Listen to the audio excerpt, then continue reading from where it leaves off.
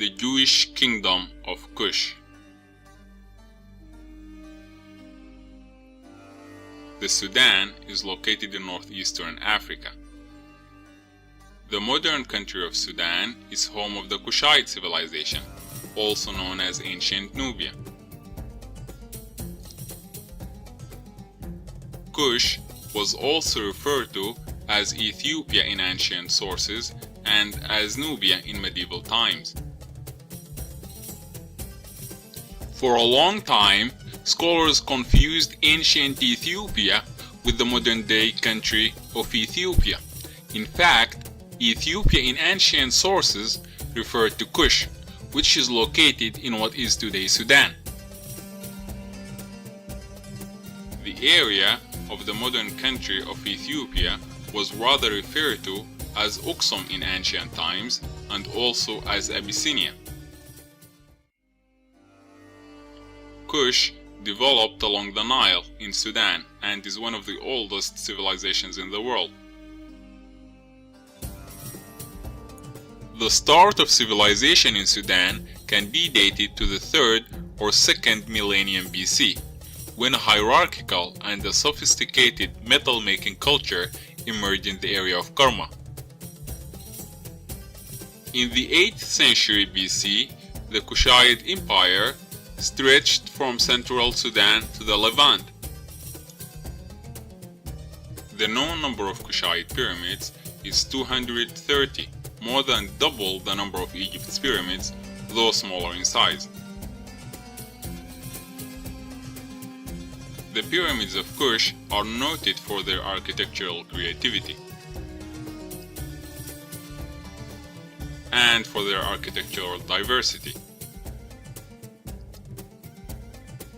An ancient community of Jewish faith known as the Beta Israel settled in the region north of Lake Tana until contemporary times. The Beta Israel are identified in a wide range of historical traditions with the Israelite tribe of Dan.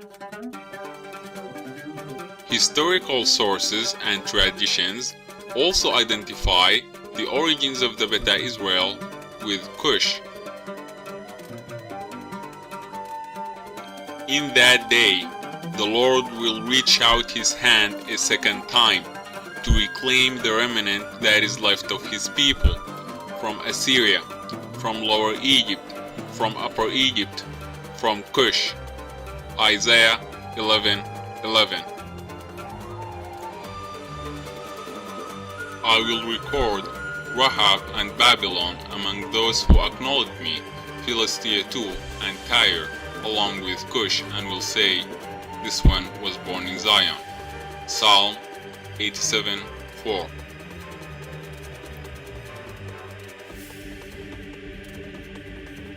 Writing about the Beta Israel, the once chief rabbi of Egypt, David Zimra, states, those Jews that come from the land of Kush are without doubt from the tribe of Dan. Historical sources speak of a Jewish independent state that ruled in Kush, starting from an unknown date to the 9th or 10th century. 9th century scholar Eldad Haddani, who is assumed to be from the Beta Israel, identified himself as a citizen of this Jewish state or kingdom in Kush. In alignment with Beta Israel traditions, Eldad identified himself as being from the Israelite tribe of Dan. Eldad locates his Jewish state on the other side of the river of Kush, or the Nile, similar to the location referenced in biblical passages in context of a diaspora Jewish community. In his writings, Eldad traces the migration path of his ancient Danite ancestors who left the Holy Land during the struggle between the kingdoms of Israel and Judea. Eldad states that his tribe of Dan passed through Egypt before settling in Kush. Quote, all the Egyptians stood on their watch until we had passed through their land and reached the land of Kush, which we found to be a good fertile land, having fields, vineyards, gardens, and parks. The inhabitants of Kush did not prevent the children of Dan from dwelling with them, for we took the land by force. Eldad's description of his land as having parks and vineyards points to the Butana region east of Meroe and west of Oxum in eastern Sudan. Unlike the rugged high terrain of Oxum, the fertile Butana region has a flat topography which makes the region ideal for farming. In about 270 BC, the Kushites established Meroe as the capital of their kingdom. The Kushites developed a rich agriculture of wheat, barley, and fruits in the fertile Butana region.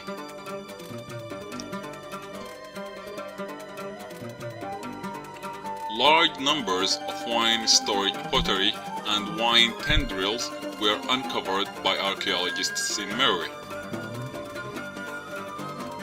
Historian Harkless writes, an important branch of agriculture, meaning in the kingdom of Meroe, was the cultivation of fruit in orchards and grapes in vineyards. Many of these belonged to temples. By the time Christianity became the dominant religion in northern Sudan in the 6th century, the Kushite kingdom was divided into two states, Makuria and Alwa. In the 9th or 10th century, a powerful Jewish queen named Judith, coming from probably eastern Sudan, ruled Oxum. Evidence of Queen Judith as being the ruler of perhaps the same independent Jewish state in Kush mentioned by Eldad, and as being part of the same Jewish population in Kush mentioned in the Bible, has not been studied by scholars so far. Queen Judith, known for her charismatic persona, ruled Oxum with an iron fist. James Bruce describes the queen as a woman of great beauty and talents for intrigue. An Egyptian document documenting events that took place in the 10th or 11th century states the king of Al-Habash, here meaning Oxum, sent to the king of Nubia a youth whose name was Girgis, and mentioned that a woman, a queen of Bani al-Hamawiyah, had revolted against him and against his country, meaning Oxum. The Oxumite king's mention of the queen to the Nubian king may indicate that Queen Judith was a source of concern for Nubia as well. Late in the 10th century, Arab geographer Ibn Hawqal writes, it is told that Al-Habasha, meaning Oxum, has been ruled by a woman for many years, and she has killed the king of Al-Habasha, who is named Al-Haddani. To this day, she rules with complete independence in her country and the frontier territories of Al-Haddani in the western part of Al-Habasha.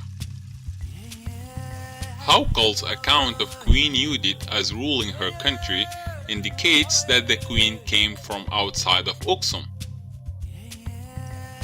Hawqal's identification of Queen Judith's land with the frontier territories of Al-Haddani and the western part of Oxum seems to suggest that her kingdom was located in Sudan. Later Oxumite kings labeled Judith as a rebel, perhaps only to deny her historical legitimacy as a ruler over Oxum. Or perhaps the label rebel indicates that Judith's kingdom of origin was once a tributary state to Oxum. According to traditions, Judith's reign lasted for 40 years until she died of an accident. The field of Judith in Uksum is a historical area in which ruins of buildings destroyed during Judith's reign are said to have once stood. Judith is said to be buried in a northern village near Wakro. Judith was succeeded by mysterious figures who contributed to the rise of the Zagwe Christian dynasty. In the 9th century, Uksum was weakened and its tributary states, perhaps including that of Queen Judith, broke away. The Uksumite expansion into eastern Sudan goes way back to the 3rd century, when Uksumite kings invaded the Nile Valley and sacked Meroe. Hence, the probability that Judith was the queen of an autonomous Jewish state in Sudan and once a tributary state to Uksum becomes very likely. Traditions among local villagers today provide elaborate accounts on Judith that further asserts her historicity. In the 14th century, Uksumite records cited Jews in specific locations, including Simeon and Wagara. These regions remained home of Beta Israel populations until contemporary times. The Yeha temple, with some Near Eastern architectural traits, is thought to have been a site of Jewish worship. This and more evidence suggest that the presence of Judaism in Uksum goes back to earlier times, possibly suggesting that multiple migration waves of Jewish populations from Kush to Uksum have taken place in history. Cultural studies cited all Beta Israel traditions that affirm origins from the Nile Valley. The diverse evidence that point to the existence of an ancient Jewish state in Kush deserve a more serious consideration by scholars. Although Eastern Sudan proved to be one of the richest historical sites in the world, archaeological efforts there remain minimum.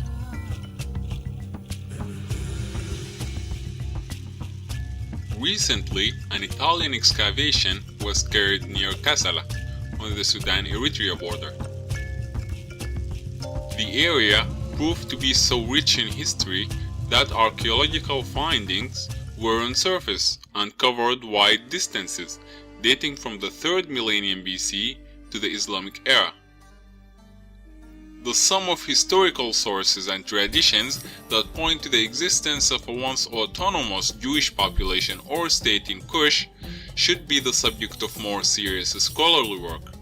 There have been no archaeological efforts so far to search for the existence of this Jewish state in eastern Sudan, despite all the evidence that point to it and despite the archaeologically rich nature of the region.